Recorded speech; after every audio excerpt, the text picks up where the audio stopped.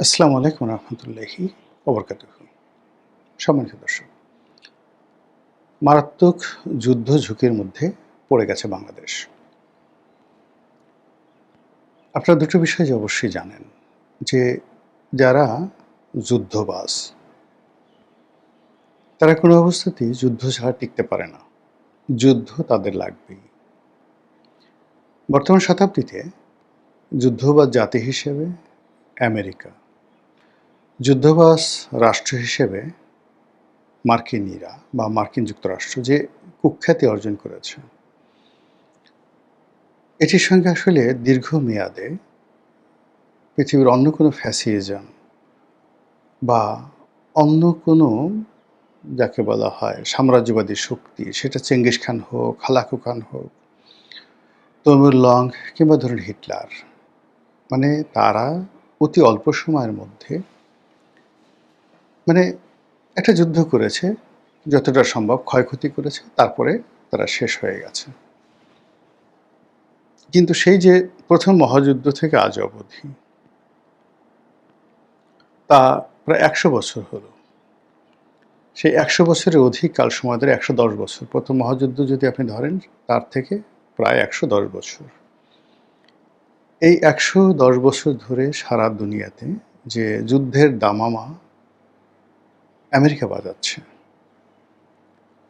যে যুদ্ধের তাণ্ডব তারা চালাচ্ছে এবং যুদ্ধ খেলে যে অর্থদানব তৈরি করছে এবং যেভাবে সারা পৃথিবীর অর্থনীতি, রাজনীতি সব কিছু তারা যেভাবে নিয়ন্ত্রণ করছে, তাতে করে মানুষের নাভিশ্বাস উঠে গেছে। পৃথিবীর সৃষ্টি হওয়ার পর কখনো এরকম কোনো দানব রাষ্ট্র, এরকম কোনো দানব জাতি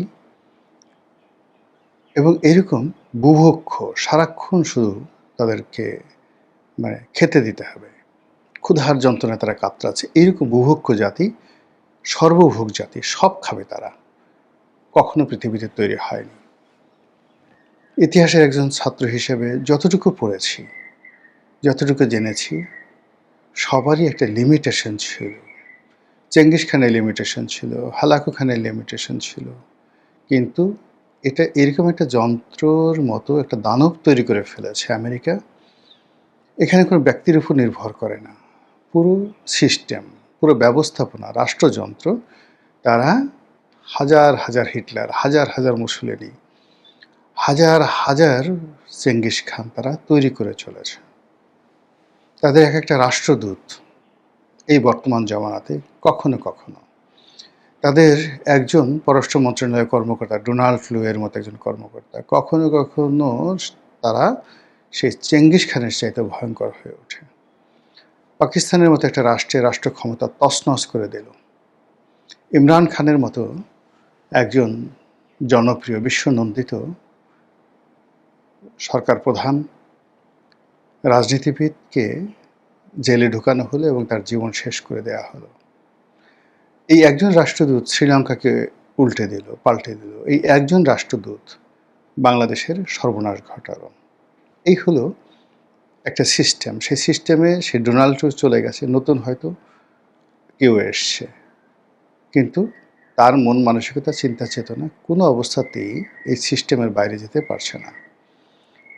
যেমন ধরুন, ডোনাল্ড ট্রাম্প যখন ক্ষমতায় এলেন, তিনি সবার আগে ঘোষণা দিলেন যে অন্য দেশের সরকার পরিবর্তন করা, এগুলো তিনি করবেন না।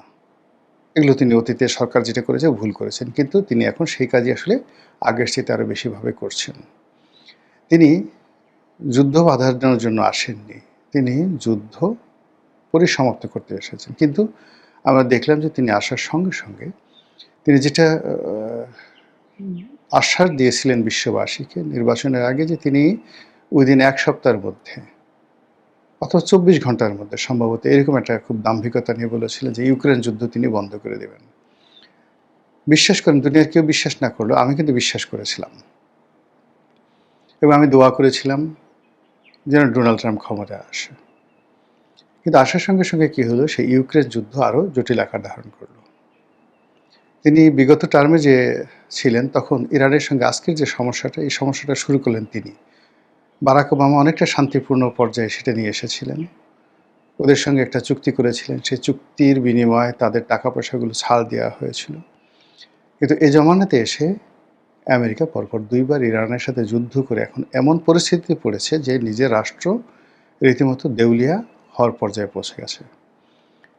ইতিমধ্যে তাদের প্রায় $10 বিলিয়ন তারা ছাড় করে দিয়েছে, যে টাকা আটকানো ছিল সংযুক্ত আরব আমিরাতে। আর বাকি আমেরিকার অন্যান্য ব্যাংকে, ইউরোপে যে সমস্ত অর্থ ইরানের অর্থ রয়েছে সেগুলো প্রায় $24 বিলিয়ন। এই $24 বিলিয়ন ইরানকে ফেরত দিতে হচ্ছে এই মুহূর্তে। এর মধ্যে $10 বিলিয়ন দেওয়া হয়েছে। আর পর্দার আড়ালে যে কত ক্ষতিপূরণ দেওয়া হচ্ছে, যেটা রাষ্ট্রীয় কোষাগার থেকে ডলার ছাপিয়ে তাদেরকে এই কর্মটি করতে হবে।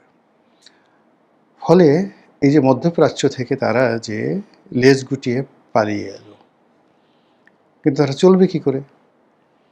তাদের যে রাষ্ট্র ব্যবস্থা, সেই রাষ্ট্র ব্যবস্থার যে রেভিনিউ কালেকশন, সেই রেভিনিউ কালেকশনের একটা বিরাট উৎস হলো যুদ্ধ, যুদ্ধলব্ধ গনিমত এবং যুদ্ধলব্ধ গনিমতের মাল। এরপর অস্ত্র-শস্ত্র এগুলোর ব্যবসা তো আছেই। তো সেই দিক থেকে এখন মধ্যপ্রাচ্যে তাদের যে অবস্থা, সেখানে তাদের ঘাঁটিগুলো যে পরিমাণ ক্ষয়ক্ষতি হয়েছে, তাতে $কয়েক ট্রিলিয়ন তাদের লাগবে এইগুলো আবার পুনর্নির্মাণ করতে। তাদের যে হাই ভোল্টেজ F-35 এর মতো বিমান যেভাবে নষ্ট হয়েছে এবং যেভাবে মানে ইরান সেগুলোকে ধ্বংস করেছে, টোটাল প্রযুক্তিটা এখন ইরানের হাতে চলে গেছে। ফলে মধ্যপ্রাচ্য সামাল দিতে হলে তাদেরকে আরও $ট্রিলিয়ন লাগবে, এবং সেই $1 ট্রিলিয়ন আয় করার তাদের একমাত্র মাধ্যম হলো এশিয়াতে একটা গণ্ডগোল লাগিয়ে দেওয়া। ইতিপূর্বে তারা ভিয়েতনামে গণ্ডগোল করতে গিয়ে তারা উচিত শিক্ষা পেয়েছে, তারা আফগানিস্তানে যুদ্ধ করতে গিয়ে উচিত শিক্ষা পেয়েছে, তাইওয়ানে তারা ঘাঁটি করতে গিয়ে, তাইওয়ানকে প্রোটেকশন দিতে গিয়ে তারা চীনের সঙ্গে যে বাণিজ্য সংঘাত এবং দ্বন্দ্ব সংঘাতে জড়িয়েছে, তাতে করে তাদের অর্থনীতি ক্রমশ ঝুঁকির মধ্যে পড়েছে, আর চীন হু হু হু হু করে উপরে উঠে গেছে। তো কাজেই সেই সকল এলাকাতে, অর্থাৎ ইন্দো চীন, মানে তারপর ফিলিপিন্স, ফার ইস্ট বলতে যা বোঝায়, যে সকল দেশগুলো বোঝায় হংকং, সিঙ্গাপুর, তো এই সকল এলাকাতে আসলে তাদের আর নতুন করে কোনো কিছু করার নাই। তারা দুটো জায়গাতে দুষ্টুমি করবে বা করতে পারে। একটা হলো মালাক্কা প্রণালী। এই মালাক্কা প্রণালী ইন্দোনেশিয়া কেন্দ্রিক যে মালাক্কা প্রণালী, এখানে তারা দুষ্টামি করবে, আর বঙ্গোপসাগর কেন্দ্রিক তারা একটা দুষ্টামি করবে। তো সেই দুষ্টামির ফলে কি হলো যে এখানে এশিয়াতে ব্রিক্স, অর্থাৎ মার্কিন ডলারকে মোকাবেলা করার জন্য চীন এবং রাশিয়ার নেতৃত্বে যে একটা অর্থনৈতিক গোষ্ঠী তৈরি হয়েছে under the name of BRICS, তো সেই ব্রিক্সের ধারণাকে ভেঙে দেওয়ার জন্য তাদের এই দুটো জায়গাতে যদি ঘাঁটি করতে হয়, প্রাথমিক স্তরে তাদের 1 নম্বর পছন্দের জায়গাটা হলো মায়ানমার। তো মায়ানমারে আলটিমেটলি তারা অনেক সর্বনাশ করে ফেলেছে। এখন সেই সর্বনাশের ফলে কি হলো, মায়ানমারে এই মুহূর্তে অন্তত 2 ডজন, মানে 24টি পক্ষ রয়েছে, সশস্ত্র পক্ষ, যারা পরস্পরের সাথে যুদ্ধ করছে, কেন্দ্রীয় সরকারের সাথে যুদ্ধ করছে। এবং মায়ানমারের পরিস্থিতি সামাল দিতে গিয়ে চীনকে রীতিমতো হিমশিম খেতে হতে যাচ্ছে, এবং তাদের সেই চক্রান্তের ফলে তারা যে বিভেদের বীজ মায়ানমারে বুনেছে, এর দায় থাইল্যান্ডকে শোধ করতে হচ্ছে। বহু সংখ্যক মায়ানমার অধিবাসী থাইল্যান্ডে আছে। এর দায় ভারতকে শোধ করতে হচ্ছে। বহু সংখ্যক মায়ানমারের অধিবাসী ভারতে আছে, মণিপুরে আছে। আর বাংলাদেশের অবস্থা তো আপনারা জানেন, 15 লক্ষ রোহিঙ্গা এখন বাংলাদেশে। এটা তাদের খেলার প্রাথমিক স্তর। দ্বিতীয় স্তরে তারা এখানে আসলে কয়েকটি রাজ্য করতে চাচ্ছে, রাষ্ট্র করতে চাচ্ছে। এমনকি এই জন্য তারা দরকার হলে বাংলাদেশকে ধূলিসাৎ করে ফেলবে, টুকরো টুকরো করে ফেলবে। আর এই কাজগুলো করে ভারত, বাংলাদেশ এবং ভারতের বিশেষ করে 7 সিস্টার, বাংলাদেশের ২০ কোটি মানুষ, মায়ানমারের এই অঞ্চলে যদি ধরেন রোহিঙ্গা অঞ্চলে যদি আপনি ধরেন ২ কোটি মানুষ, চীনের আশেপাশের যে এলাকাতে সেখানে যদি ধরেন আরও প্রায় ২০ কোটি মানুষ, সব মিলিয়ে প্রায় 100 ক্রোর ১০০ কোটি মানুষকে টার্গেট করে তারা একটা যুদ্ধ বাণিজ্য তৈরি করার চেষ্টা করছে। যুদ্ধটাকে ভূতে জোগায়। এখন আলটিমেটলি বাংলাদেশের সঙ্গে তারা চুক্তি করে ফেলেছে আমেরিকান আর্মস অ্যান্ড অ্যামুনিশন আনতে হবে, আমেরিকান বিমান আনতে হবে, ইত্যাদি আরও অনেক কিছু। ফলে আমেরিকা যেভাবে এখন অবাধে বাংলাদেশের সীমানায় ঢুকে গেছে, যেভাবে সব কিছুর উপর নিয়ন্ত্রণ প্রতিষ্ঠা করতে চাচ্ছে, যেভাবে রাজনীতি নিয়ন্ত্রণ করে ফেলেছে, যেভাবে রাজনীতির বিভিন্ন জায়গাতে তারা পাপেট তৈরি করে ফেলেছে, আলটিমেটলি তারা অসংখ্য পাপেট তৈরি করে ফেলেছে। এর ফলশ্রুতিতে যদি খুব দ্রুত মায়ানমারের সহিংসতা বৃদ্ধি পেয়ে যায়, ভারতের 7 সিস্টারে যদি যাকে বলা হয় সংঘাত বেড়ে যায়, আর এই ভারতের 7 সিস্টারের যে সংঘাত এবং মায়ানমারের যে সংঘাত, এটা যদি জেনারেল হাবটা বাংলাদেশে হয়। এর আগে আপনি জানেন যে এই বাংলাদেশ নিয়ে চীন খুব খেলেছে।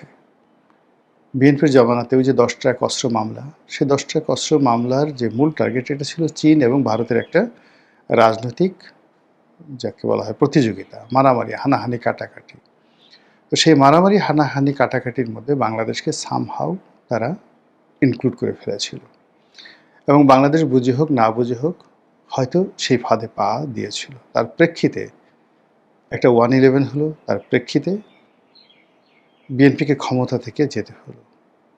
আবার এই আমেরিকার যে পলিসি, সেই পলিসির কারণে শেখ হাসিনাকে যেতে হলো, আওয়ামী লীগের মতো একটা দলকে বলতে গেলে এই দুরবস্থার মধ্যে পড়তে হলো এবং ডক্টর মোহাম্মদ ইউনূসের মতো একটা সরকারকে আমাদের মেনে নিতে হলো, আমাদের ঘাড়ের উপর চাপিয়ে দেওয়া হলো এবং সেই সরকার ব্যর্থ হওয়ার পরে আবার নতুন আরেকটি সরকার এলো। এই সরকার কতটা ভালো করবে, মন্দ করবে, দিস ডাজ নট ম্যাটার। এটা কোনো ম্যাটারই করে না। ম্যাটার করে যেটা, সেটা হলো যে এই সরকার কতদিন থাকবে, এই সরকার আমেরিকায় কতটা প্রিভিলেজ দেবে এবং এই সরকারের ঘাড়ে ভর করে আমেরিকা কী কী অপকর্ম করবে। আর সেই অপকর্মগুলোর একটা চূড়ান্ত রূপ হলো বাংলাদেশের চারিদিকে যুদ্ধের দামামা বেজে উঠেছে। আর সেই যুদ্ধের দামামা যদি বাংলাদেশের মধ্যে ঢুকে যায়, তাহলে যে আমাদের কী হবে একমাত্র মহান আল্লাহ ছাড়া আর কেউ বলতে পারেন না। আসসালামু আলাইকুম রহমতুল্লাহি ওয়া বারাকাতুহু।